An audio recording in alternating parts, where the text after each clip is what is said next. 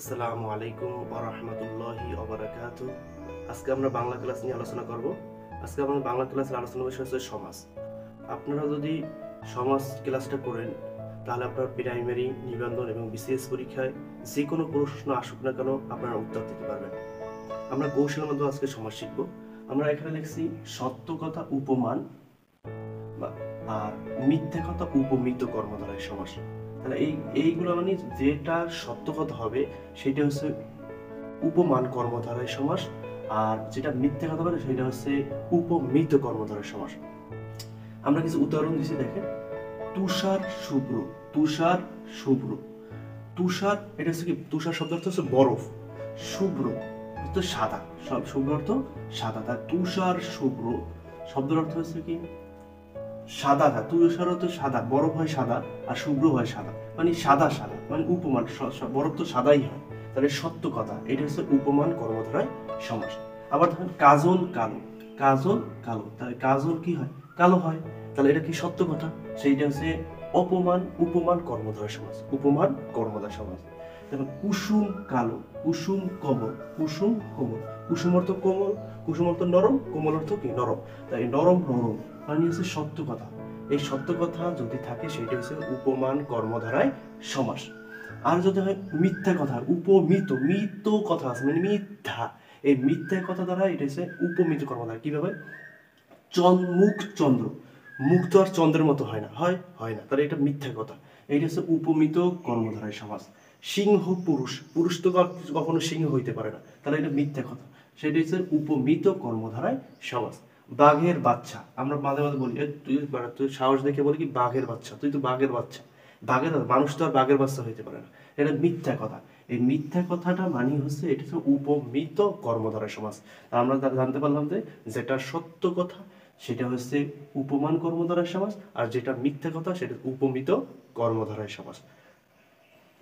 মধ্য পদবলী, মধ্য পদবলী কর্মধারা আমরা কিভাবে নির্ণয় করতে পারি? মধ্য পদবলী কর্মধারয় সমাস মানে যার মধ্য পদ কাটা থাকলে, মধ্য পদ যদি কাটা যায় সেটা হচ্ছে মধ্য পদবলী কর্মধারয় সমাস।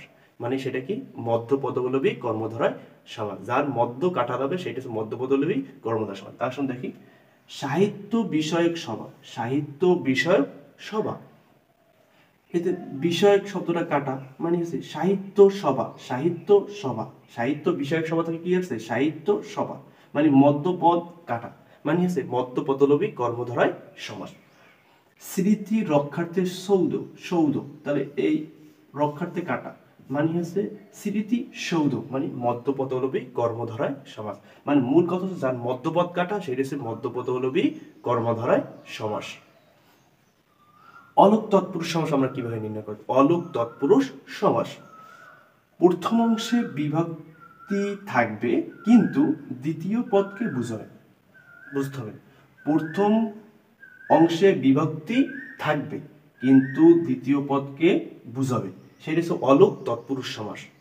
উদাহরণ দেখতে পাচ্ছেন, মামার বাড়ি, মামার বাড়ি, প্রথম অংশে আমার কি আছে বিভক্তি, র আছে, কি আছে র, র, তাহলে মামার বাড়ি, মামার বাড়ি, র বিভক্তি আছে, এবং দ্বিতীয় পদকে বুঝায় কি, বাড়ি বলতে মামার বাড়িকেই বোঝায় কিন্তু মামার তো আর বুঝায় না, তাহলে এখানে যেটা হয় সেটা হচ্ছে অলোক তৎপুরুষ সমাস। আবার দেখি ঘোড়ার ডিম, ঘোড়ার এর বিভক্তি আছে, ঘোড়ার র আছে, তাহলে বিভক্তির পরেরটাকে এই ঘোড়ার তো আর বুঝায় না, বুঝায় কারে, ডিম রে, মানে দ্বিতীয় পদকে বুঝায়, সেটা হচ্ছে অলোক তৎপুরুষ সমাস।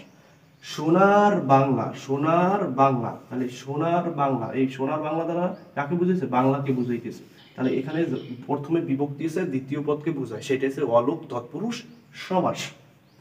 নিত্য তৎপুরুষ সমাস, নিত্য তৎপুরুষ সমাস কি, অন্তর তুমি 92 হাঙ্গা করিও না, অন্তর তুমি 92 হাঙ্গা করিও না, অন্তর তুমি 92 হাঙ্গা করিও না।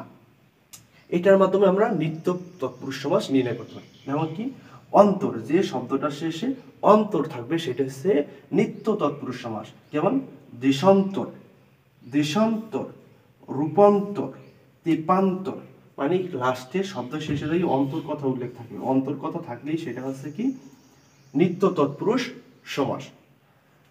তুমি মানে তুমি, আমি, সে কথা উল্লেখ থাকলে সেটা হচ্ছে নিত্য তৎপুরুষ সমাস।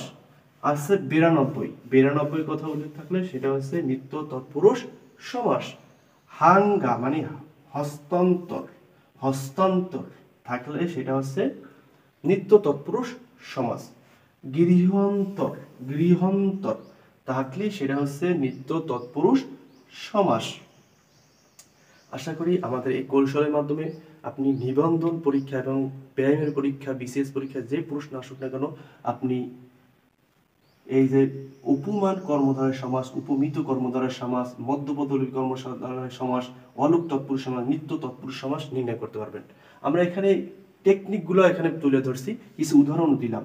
যদি আপনারা বাসায় বসে যদি চেষ্টা করেন, এরকম 100-200 নিয়ে যদি আপনারা চেষ্টা করেন, তাহলে আপনারা পরীক্ষায় অবশ্যই উত্তর দিতে পারবেন। সেই কামনা করে আমরা আজকের মতো বিদায় নিচ্ছি। আসসালামু আলাইকুম ওয়া রাহমাতুল্লাহি।